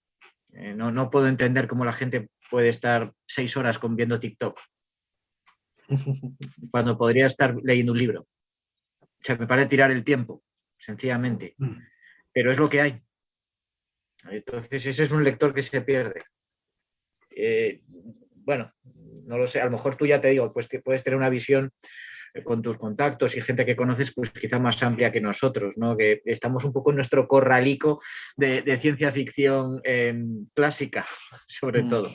No, pero es importante el conocer un poco cómo ve cada uno en su lugar la percepción, porque a veces, sobre todo al intercambiar esas percepciones, es cuando vas teniendo un poco más una perspectiva de lo que es la realidad. A mí me da la impresión de que nuestros oyentes son de nuestra quinta. La mayoría, o sea, de la generación Star Wars, ¿vale? Gente que todavía conservamos gusto por la lectura y de cierta edad. No creo que tengamos muchos oyentes de 16 años. iVoox no nos da estadísticas, es solo avatares. Pero bueno, en fin, es lo que hay. Nosotros seguimos ahí, ¿no? Miguel Ángel, al pie del cañón. Pues seguimos con el butano a tope. El butano, nos lo pasamos bien nosotros. Pero además es que tenéis ya una lista de actividades para un año. Hemos entendido qué temas tenéis para ya un año planificados, más de un año. Y la pregunta que yo quería hacer también para terminar sobre este tema es: ¿cómo veis esa futura producción de ciencia ficción para el futuro? ¿Creéis que va a ir también en aumento? Como estamos viendo una época buena, pero ¿va a ir en aumento? ¿Vais a tener todavía trabajo para otros 10 años de podcast y más? Lo que pasa es que si tú lo pones en relación con la ciencia ficción que vaya surgiendo, pero alguna vez lo hemos comentado, antes hemos hablado de cuando ampliamos el marco temporal, pero es que sin haber pasado los 80 hubiésemos tenido temas para tirar años y años, porque es que, claro, este género es enorme, ¿no? Y entonces, quiero decir, por temas no será. A veces nos plantea alguien una cosa u otra, o que si podemos quemar algún tema, pero decimos, es que hay tantas cosas de las que hablar, que es que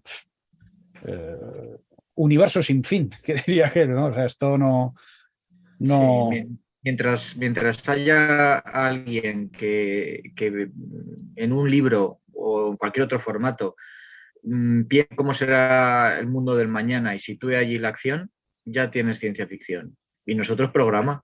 Sí. Entonces nos jubilaremos, ¿verdad, Miguel Ángel? Antes de que acabemos con... Sí, aparte la ciencia ficción, quiero decir, va a ser género muy fluido, parece que lo mezclo con otro tema, pero es que se puede mezclar con muchas cosas, con otros géneros también, y entonces lo hemos visto, ¿no? Con el noir, con Blade Runner, con el terror, con Alien, pues puede ser una ciencia ficción más próxima a nosotros, puede estar más lejana en el futuro, pues eso. Desde la space opera más fantástica como Star Wars hasta la ciencia ficción de qué pasará el año que viene, ¿no? Entonces, el campo de juego además es tan amplio que quizás podrá ir cambiando un poco los subgéneros dentro de la ciencia ficción. Lo hemos dicho, pues hubo una época más cyberpunk, otras que estaba más el tema de realidades virtuales, ahora se habla mucho de multiversos, por ejemplo, y luego vendrán otras cosas, ¿no? Sobre las que reflexionar. Porque, bueno, aparte, bueno, es que digo reflexionar, porque al fin y al cabo un poco la idea de la ciencia ficción es esa, ¿no? Reflexionar sobre algo, ¿no? Reflexionar sobre un tema. Y yo creo que el mismo género es incombustible en ese aspecto, porque además la ciencia irá avanzando, van a seguir saliendo cosas nuevas, la que se está liando ahora con las inteligencias artificiales. Pues Eso da bueno, para otra reunión directa. nosotros nos podemos hacer unas camisetas que pondrán, te lo dije, ¿no? Así, te lo dije. Yo lo leí antes, ¿no? Pues bueno, esto Sí, conforme Los vaya avanzando retronautas la lo ciencia, sabían, ¿no? Los retronautas lo sabían. La camiseta. ya esta es un avisamos. poco la diferencia con el género de la fantasía, quizá, ¿no? La fantasía, con las consabidas excepciones, que nadie se moleste, pero es sobre todo una literatura de evasión y de entretenimiento, de construcción de mundos en los que el lector se pueda sumergir. La ciencia ficción, que también tiene de eso, pero aspira, porque Star Wars es eso, pero creo que en general aspira a ser una literatura de ideas que nos haga pensar en el hoy, que nos haga pensar en cómo era el tiempo cuando se escribió esa novela, que nos haga pensar en el mañana. Y tenemos gente tan variada como Asimov, como Philip K. Dick, como Brian Aldiss, como Thomas M. Diss, gente que escribía de maneras completamente diferentes y muy sofisticadas y que aspiraban a algo más que simplemente crear un mundo. Querían dar que pensar. Relacionado con las distopías, por ejemplo, tenéis Los desposeídos de Úrsula K. Le Guin, no sé si lo habéis leído, Sí, ha sido una pero lectura eso, de club. claro, pues eso es más que simplemente crear unos mundos. Lo que el mensaje que te lanza la autora realmente tiene bastante chicha, más allá de describirte dos sociedades y ya está. Así que bueno, tenemos combustible para rato, sí. No os Pues comprometéis ahora, con los 10 años, perdona Fernando, no os comprometéis con los 10 años, pero porque el futuro nos puede sorprender. Estáis dejando Sí, la... bueno, llevamos Bueno, unos años que son de traca, o sea, la tendríamos, verdad. Miguel Ángel, que ir preparando la inteligencia artificial para que nos sustituya. Bueno, a este Y paso nos sí, tendremos un Un Uberflix cuarto GPT, colaborador, algo ¿no? así. Un Sí. cuarto colaborador que va a venir y os va a reducir las horas de preparación, la documentación, ¿no? Bueno, como los chavales, ¿no? Que se hacen los trabajos ahí, pues mira, vamos a ChatGPT. ¿Qué me cuentas de John Brunner? Venga, no es mala idea. y que se le ocurre. Bueno, vamos ya llegando un poco, ya vamos ya llegando al final de la sesión y ahora llegamos a la parte más delicada, más íntima, en la que os vamos a preguntar y os vamos a pedir que os mojéis un poco, ¿no? Tenemos una pregunta de Javi, si aprovechas, ¿quieres hacerla? Hola, buenas. Hola, Javi. Siempre es un gusto escucharos. A mí en particular me gusta la ciencia ficción social o los aspectos sociales de la ciencia ficción.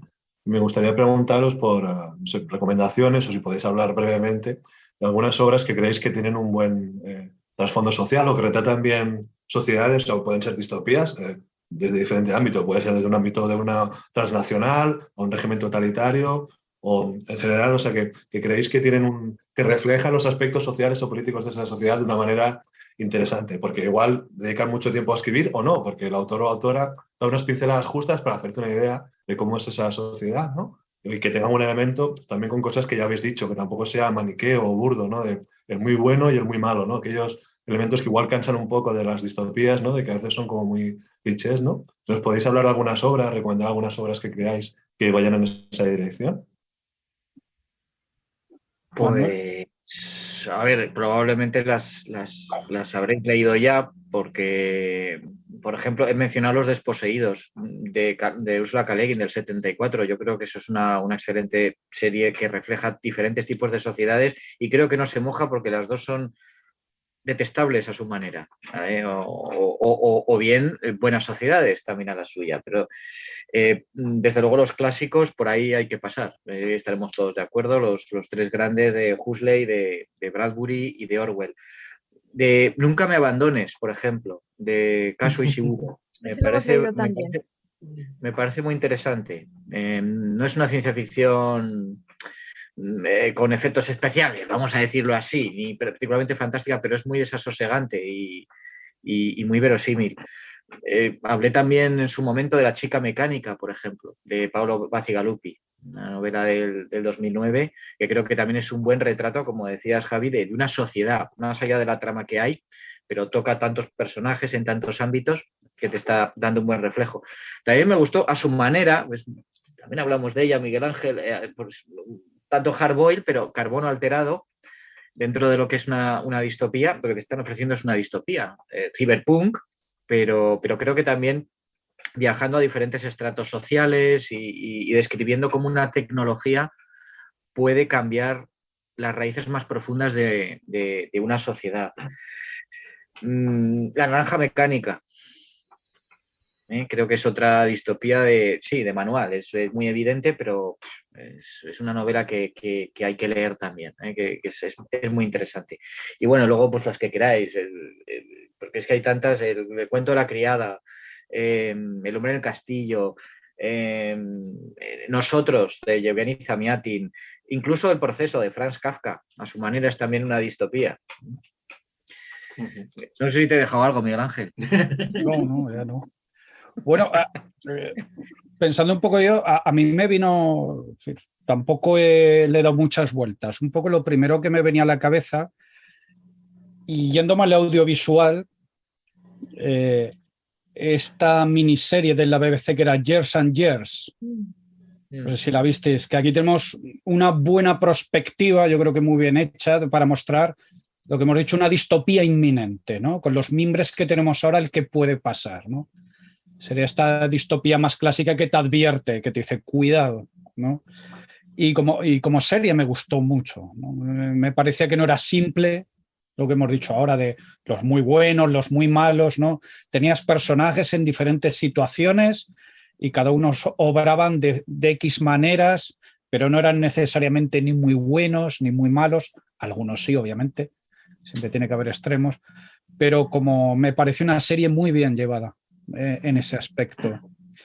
Y luego, como algo muy extremo, me vino a la cabeza un relato de Bacigalupi, que leí en una antología de Valdemar que se llama Paisajes del Apocalipsis, que es un relato que se llama Seres de arena y escoria.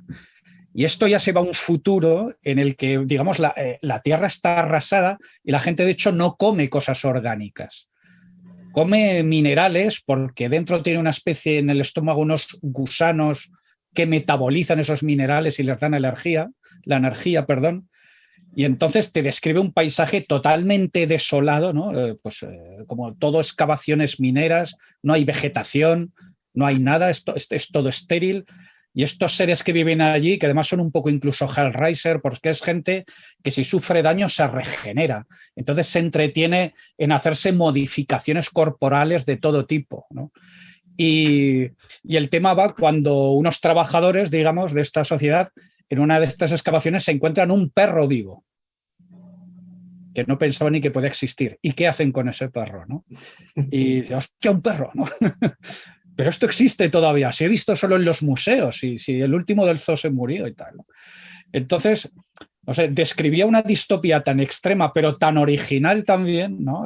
A mí, claro, me gusta mucho, pues como cuando un autor te propone estas ideas tan fuertes, ¿no? Que te mueven y te chocan tanto, ¿no? Como un poco estas ideas locas que te mete Cixin Liu también, ¿no? En sus libros de los tres cuerpos, ¿no? Que te va metiendo una tras otra, ¿no? Va avanzando las sociedades y también tienen esta sobre su componente distópico, ¿no? Son sociedades de guerra, digamos, sociedades que se preparan para una invasión, pero bueno, ¿cómo afrontan eso? ¿Cómo se organiza la sociedad frente a eso, ¿no? ¿Qué cosas hacen, ¿no? Y también, pues bueno, siempre hay ese elemento. Y bueno, dos cosas. Vale, ahora una pregunta que nos dejaba Alfredo, nuestro compañero, saliéndonos de la distopía, o sea, ampliando a toda la ciencia ficción, ¿qué obra reciente destacaréis cada uno de vosotros, ¿no? que os haya gustado últimamente y que nos la recomendéis? Miguel Ángel, tú. Pues mira, este verano, precisamente además a sugerencia de gente del grupo de Telegram, pues además es una distopía, porque me leí Quality Land, del autor alemán Mark Uwe King, que es una distopía de tono cómico, digamos, muy en la onda de un Douglas Adams y tal. Pues bueno, de un futuro en el que todo está impregnado por las redes sociales, digamos que es una parodia de lo que tenemos ahora, ¿no? La típica distopía que coge todo el tema que tenemos ahora de redes sociales, de tecnología, y la lleva al extremo, ¿no? Y hace una sátira, ¿no? Entonces, pues te encuentras con el pobre protagonista de que le envían lo que sea el Amazon del futuro, un consolador a la casa, válgame la expresión, que el hombre no quiere, pero que tampoco tiene manera de devolver. Porque no, las inteligencias, no sé qué, todo dice que usted quiere dice, pero el hombre, que no lo quiero. Entonces ahí empieza un proceso kafkiano del hombre luchando contra el sistema. Hay más cosas, ¿no? Digamos, hay toda una descripción de la sociedad. Intentando devolver el consolador, ¿no? Y el sistema que no le permite, porque eso es cuestionar el sistema además. ¿Está usted diciendo que no sabemos lo que usted quiere? ¿No? Nosotros lo sabemos mejor que usted. Más o menos va un poco por ahí y hay muchas más cosas, ¿no? Pero es una obrita que no es muy grande. Esto nos está publicó, creo que era Tusquets, ahora lo tenía por WhatsApp, ahora no me acuerdo.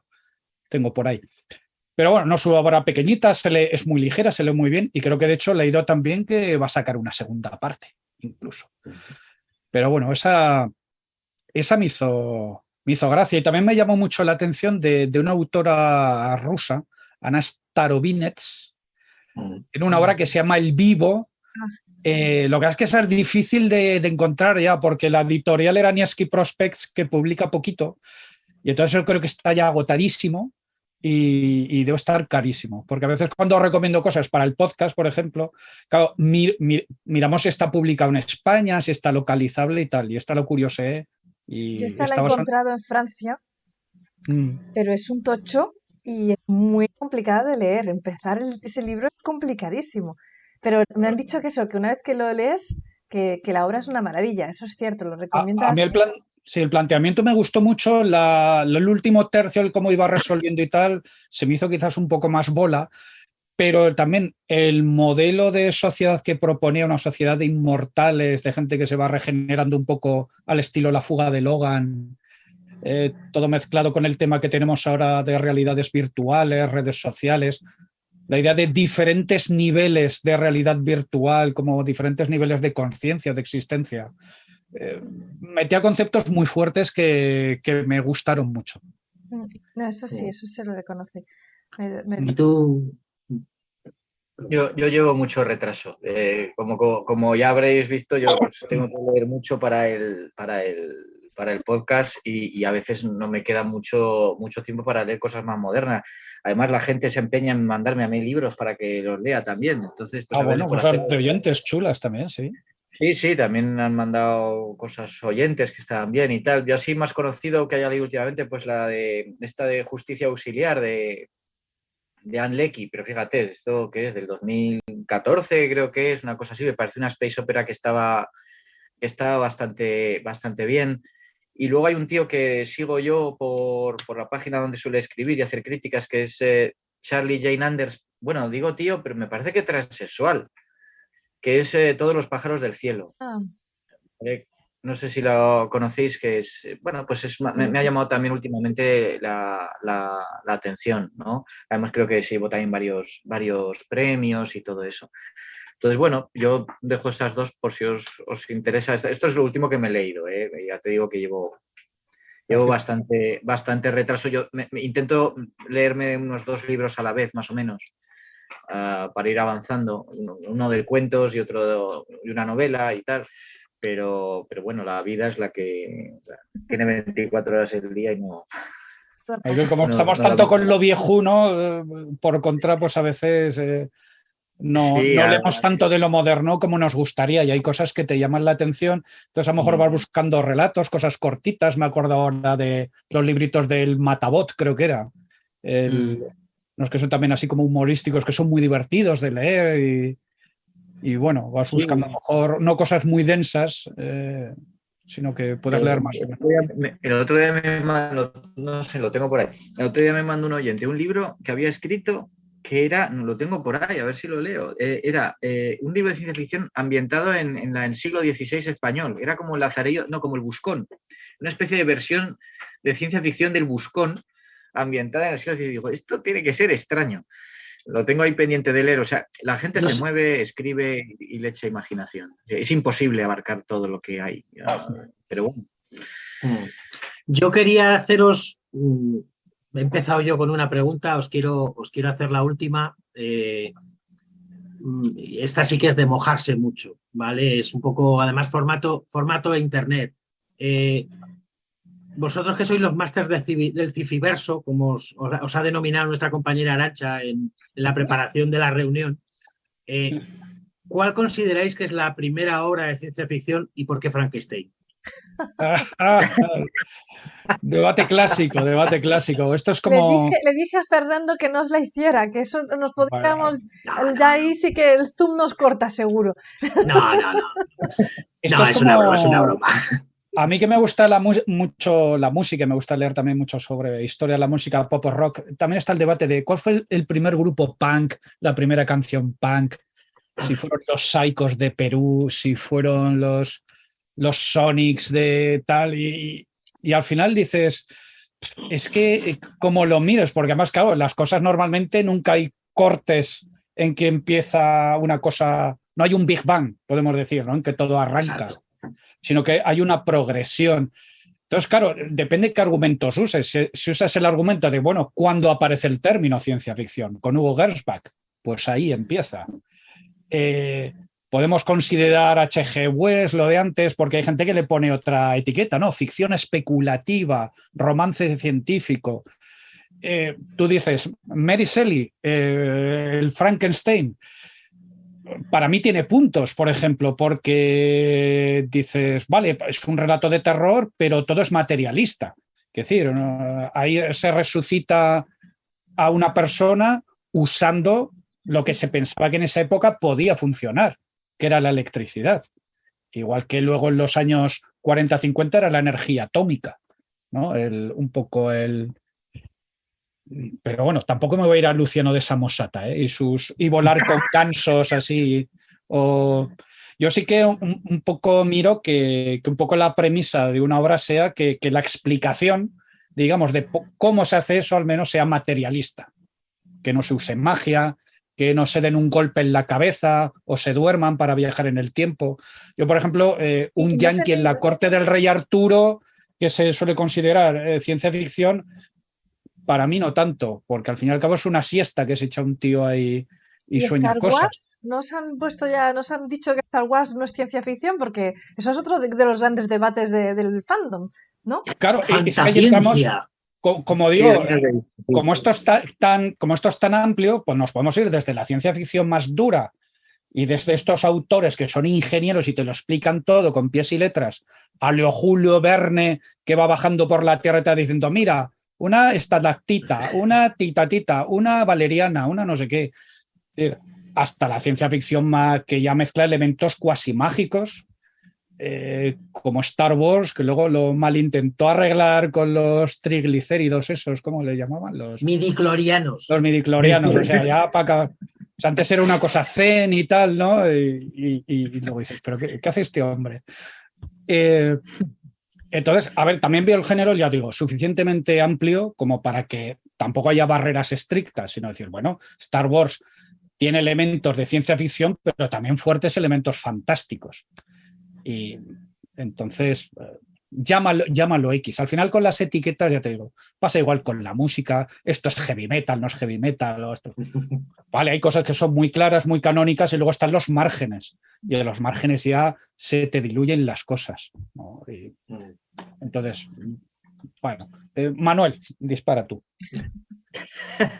A ver, creo que lo de Frankenstein en 1818, creo que fue Brian Aldiss el que lo postuló en su estudio, ¿cómo se llamaba? Million Years Spree, creo que es un estudio de ciencia ficción, y él lo postulaba como la primera novela de ciencia ficción, pero también le daba toda una serie de precedentes. Tienes el Somnium de Johannes Kepler, por ejemplo, el Nueva Atlántida de Francis Bacon, El hombre en la luna de Francis Bacon. ¿En qué Kepler hay demonios? ¿En Kepler hay demonios? Por eso sí, pero el resto lo intenta contar con bases científicas. Eso. Con bases científicas. Hay que tener en cuenta que, bueno, se suele olvidar que entonces la Iglesia estaba muy encima. En cuanto algún autor sacaba algo que parecían extraterrestres o gente de otro planeta, ya se le ponían en la chepa a preguntarle, pero esta gente son criaturas de Dios, están salvadas por nuestro Señor Jesucristo, y Y para evitar todas esas cosas, pues muchas veces se esquivaba el tema de la ciencia ficción.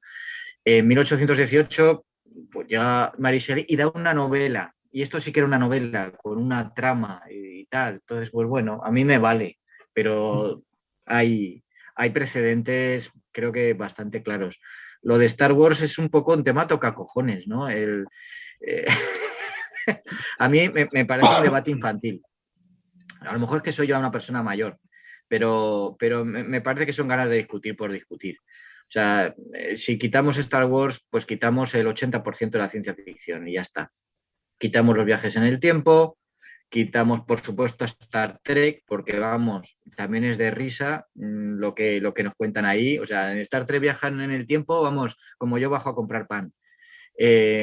Quitamos a Flash Gordon, quitamos a prácticamente toda la Space Opera. O sea, me parece una tontería, es una vertiente más.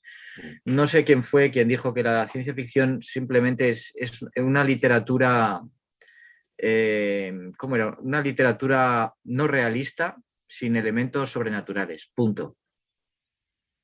Una buena definición. Es decir, es no realista en el sentido de que no tiene lugar en nuestra realidad ni en el pasado que conocemos.